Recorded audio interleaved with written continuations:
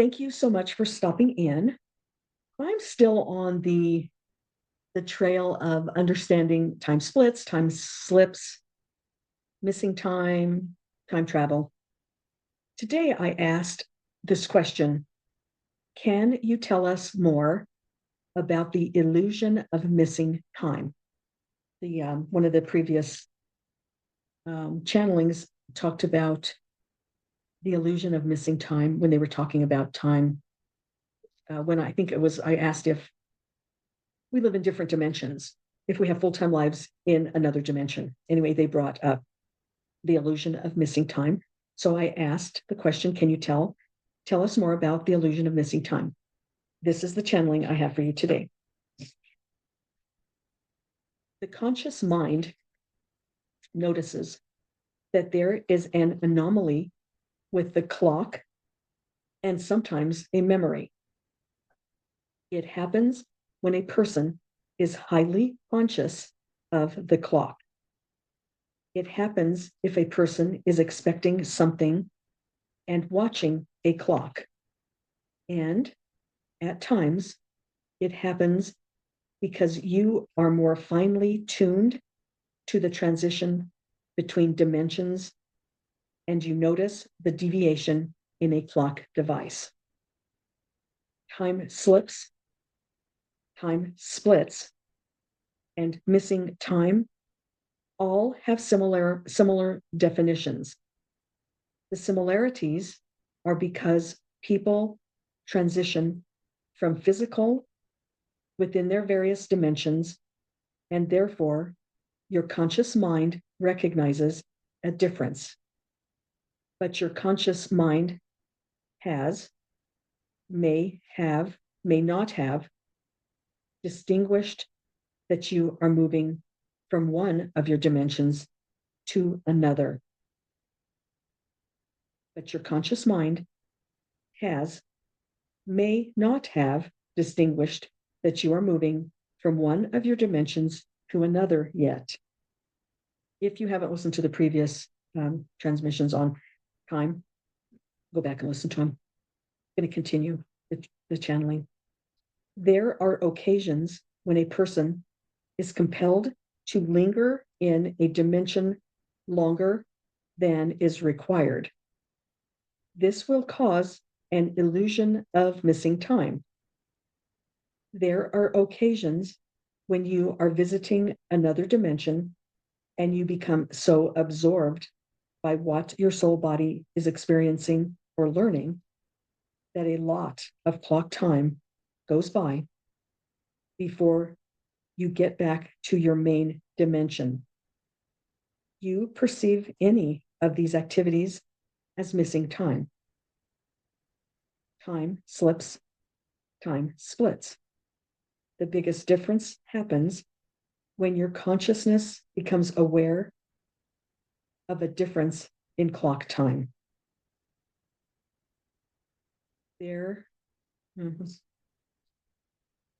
Otherwise, you are going about your everyday life. So otherwise, you're just going about your everyday life.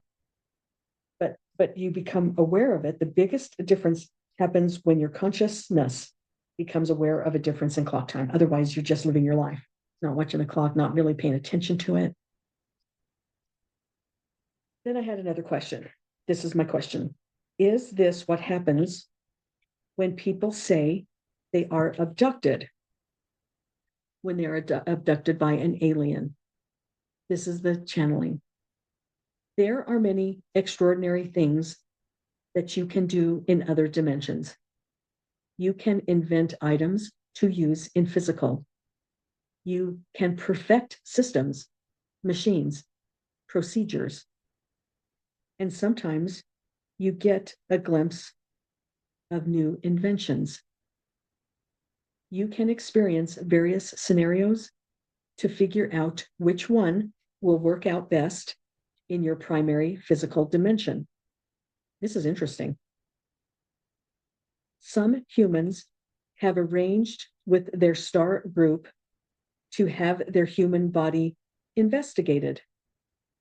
They are investigating how their star group translates to earth realm form, how they tolerate the earth realm energetics, and unfortunately, some forget the agreement they have with their star seed group and end up perceiving the encounters as a violent act and not the investigative nature of how a body on Earth compares to a body from the star system they originate from. The event is perceived as an abduction and, in most cases, traumatic and violent. It is an assumed perception because of stories already heard about danger. That's it. That I didn't have another question. So they told us why we have an illusion of missing time. And for some reason, I thought about asking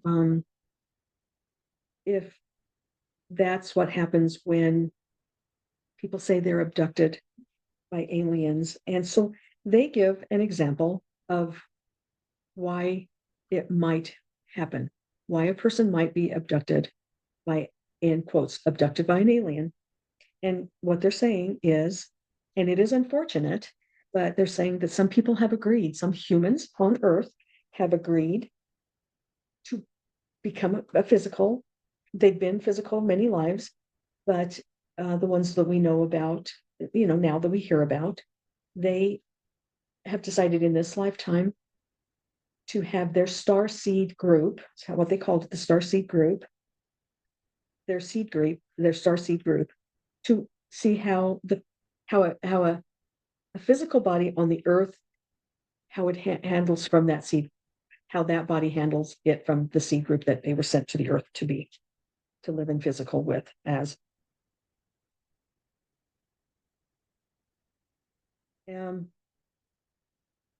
Even more than that, they said that this is the most important part of this message. They said there are many extraordinary things that you can do in other dimensions. You can invent. You can invent things that you use in your physical life. You can perfect systems, machines, and procedures. And sometimes you can get a glimpse of new inventions. So I think that is the more important part. They continued, you can experience various scenarios to figure out which one will work out best in your primary physical dimension. That is fantastic. That is really amazing because we don't, when we're in different dimensions, we're always learning. And sometimes we go to a different dimension to see an invention that we can create in our primary, what they call it, our primary physical dimension, which is what you and I listen to. We're listening to each other right now. I don't know that I've ever heard anything like this, but maybe a lot of you probably may have, but I have never understood it that way, where you can perfect things, you can create things, you can experience different scenarios in another dimension. You work them out there and then you bring them down here into where we are. And a relationship, you might have a problem. You may have a problem with an invention, or you may have a problem with a relationship, or you may have a problem with how do you get from step A to B. And then you go to another dimension, work it out, and then you come here and you know exactly what you have to do. And that kind of makes sense sometimes, because there are times, I know for myself, there are times when I know precisely what I have to do. I know exactly what I need to do. And you don't know how, you know exactly what to do. In our consciousness on this dimensional level that I'm in right now, you don't know. But what I probably have done is go to another dimension, work it out, because I know absolutely what I need to do. We're a very interesting group of, this is a very interesting, not a simple life. We're not simple. There are so many things going on with us that it could become mind-boggling, but we don't need to think about it because we do it naturally. Sometimes we catch ourselves and we think, oh, I had a brain slip. I had a time slip, or I had some missing time. But really what it is us living, doing different things. And we translate it as missing time, as a time slip, as a time slip and a time split. That's what we are doing it. Other people talk about it and you think you have to do the same thing, but we're doing it because we are multidimensional and we're getting better at it. It's going to become apparent not too distant in the future. You will know, I will know, that we are moving into a different dimension for our own life path. It's about you, not about everything else. It's about you. And then a bigger portion is it's about humanity collective, the humanity collective. All right. I'm going to stop there. Thank you for stopping in. And please stay tuned because there is a lot more to come.